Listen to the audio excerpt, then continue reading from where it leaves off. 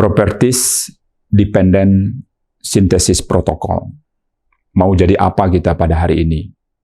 Ditentukan bagaimana proses itu bermula.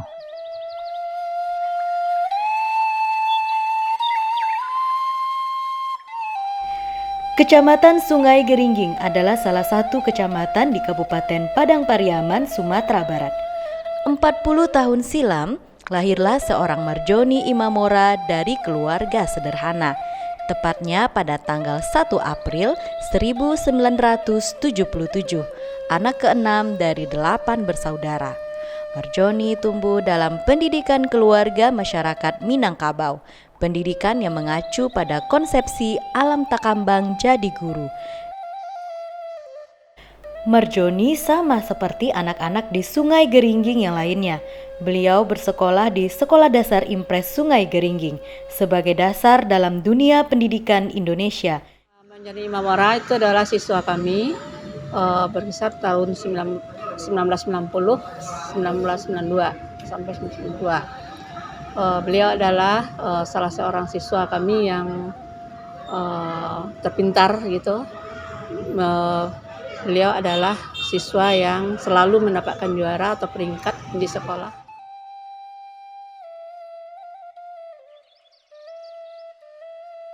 Yang dilanjutkan pada sekolah menengah pertama di SMP Negeri 1 Sungai Geringging. Marjoni melanjutkan sekolah menengah atasnya di SMA Negeri 1 Sungai Geringging, Padang Pariaman. Di bangku SMA inilah Marjoni memiliki ketertarikan dalam pelajaran matematika dan sains alam seperti fisika, kimia, dan biologi.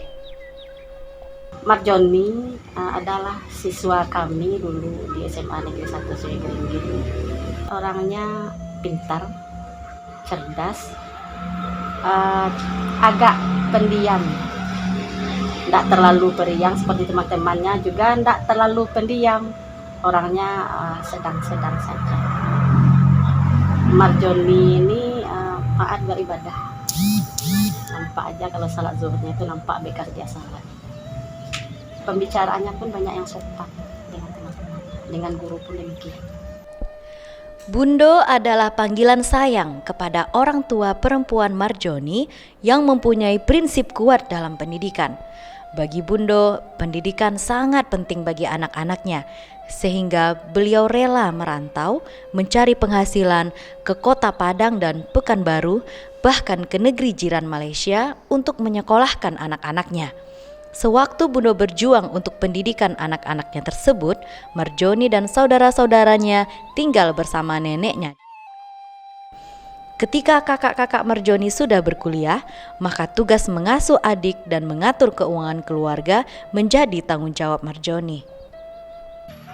Masih waktu ayahnya tinggal 83, lo merantau 86. Tinggal anak-anakku sadonyo. Tu nak pergi ke Malaysia naik tongkang.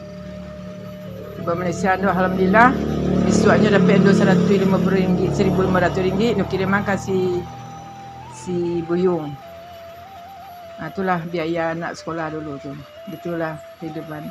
Kau ingat sekolah dulu tanpa beli buku. Surat khabar do aktif di PKK, do bawa tarwih saguluang tu, itulah pelajarannya. Lingkungan kau dulu sama menangis orang kau keliling mencaliaknya. Hidupnya adik-adik balampu indak lampu togok.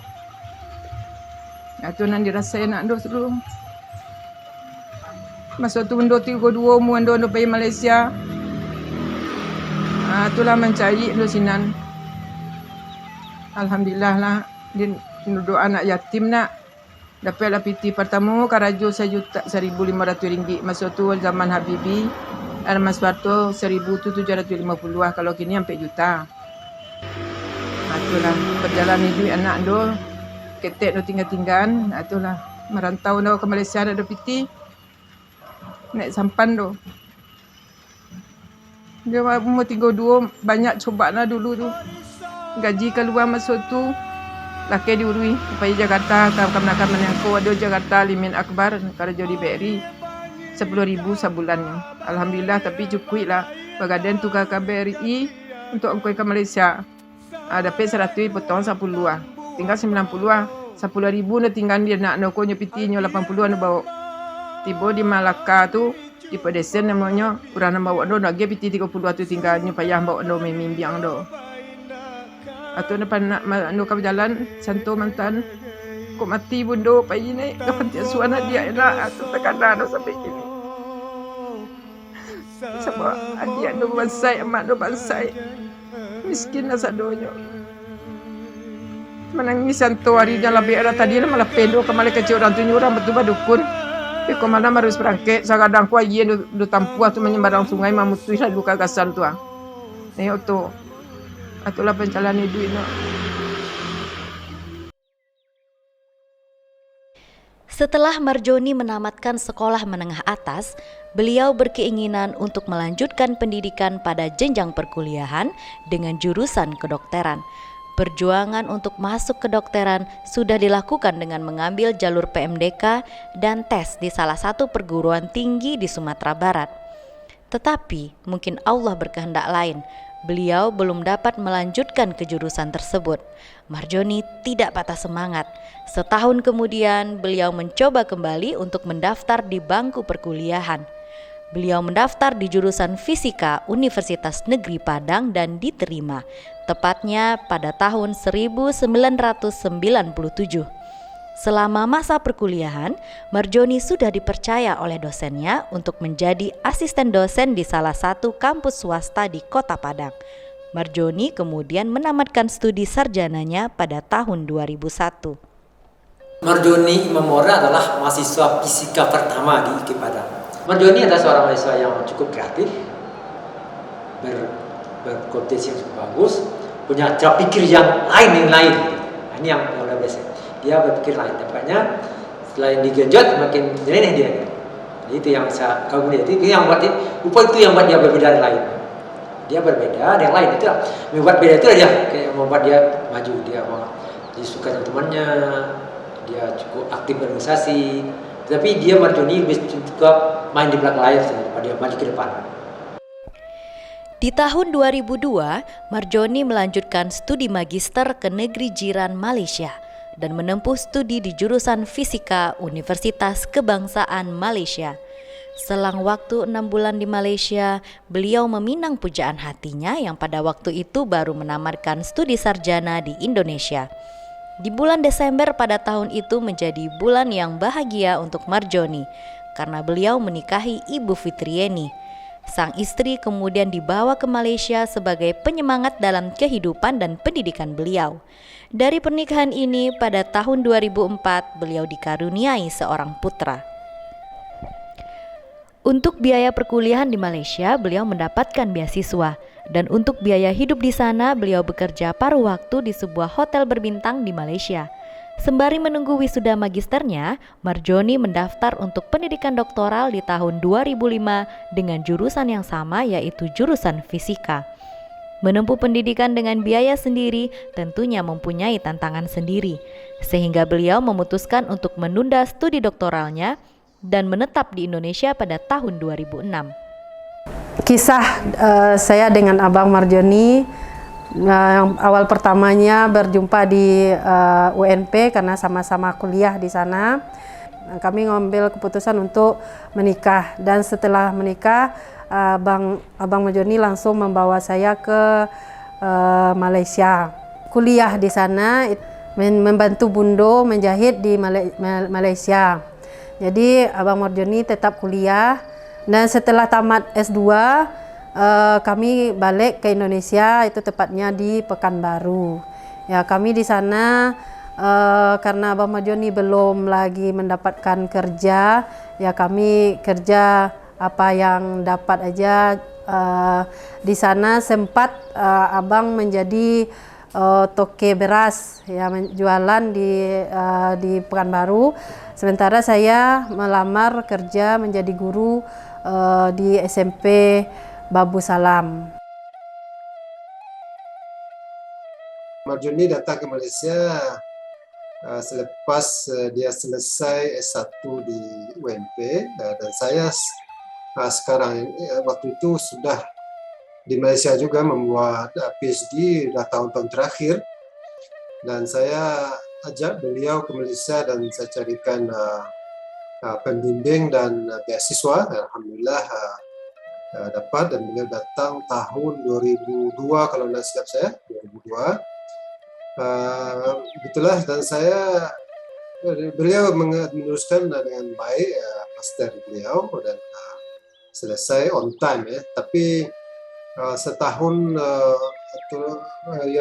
selepas itu saya pergi ke Jepang, saya tinggalkan dia di Malaysia. Tapi itulah karena saya tahu, dan waktu bersamaan istri beliau juga masuk master. Fitri masuk master juga, sedangkan Juli juga melanjutkan PhD. Tapi karena tidak ada rezeki waktu itu, beliau sama-sama tidak dapat. Jadi Marjoni tidak bisa menyelesaikan PhD-nya masa itu, dan juga Fitri juga tidak bisa menyelesaikan masternya. Marjoni kemudian diterima menjadi dosen di Sekolah Tinggi Agama Islam Negeri Batu Sangkar. Awal karir di Stein Batu Sangkar, beliau masih bolak-balik Pekanbaru Batu Sangkar karena istri dan anak-anaknya masih menetap di Pekanbaru. Akhirnya, pada tahun 2009, Marjoni beserta istri dan anak-anaknya memutuskan untuk menetap di Batu Sangkar.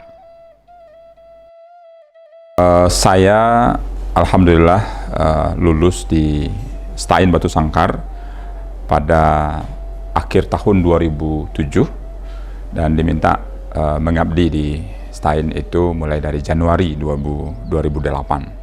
Tetapi Pak Ketua Stein ketika itu, Bapak Dr. Haji Syukri Iska MAG, beliau mengumpulkan kami yang masuk ketika itu ada 6 orang dengan saya untuk mengabdi di Stein Batu Sangkar sembari menunggu SK CPNS itu dikantongi.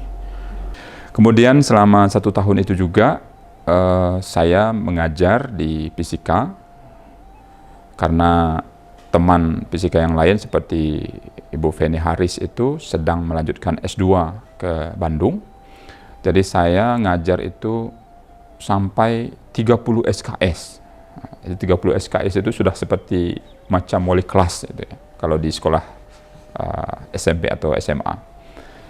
Tetapi itu semua dinikmati karena memang kita bercita-cita ketika itu adalah untuk menjadi mengabdikan ilmu, menjadi orang yang berguna.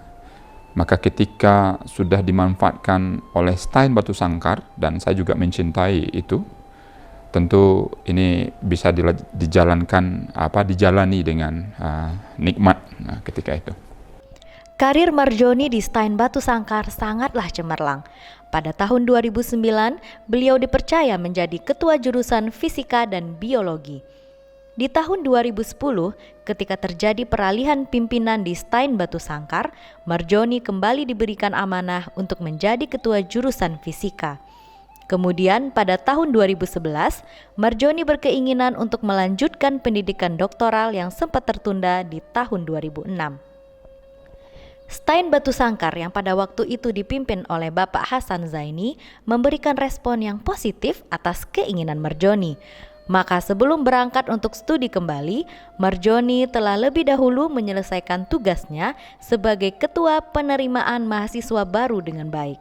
Marjoni pun melanjutkan pendidikan doktoralnya ke Malaysia dengan mendapatkan beasiswa Zamalah. Maka ketika tahun 2011 saya kembali melanjutkan petualangan untuk menambah keilmuan saya di bidang fisika. Pada waktu itu ditawarkan oleh pembimbing saya itu dengan judul yang cukup menantang.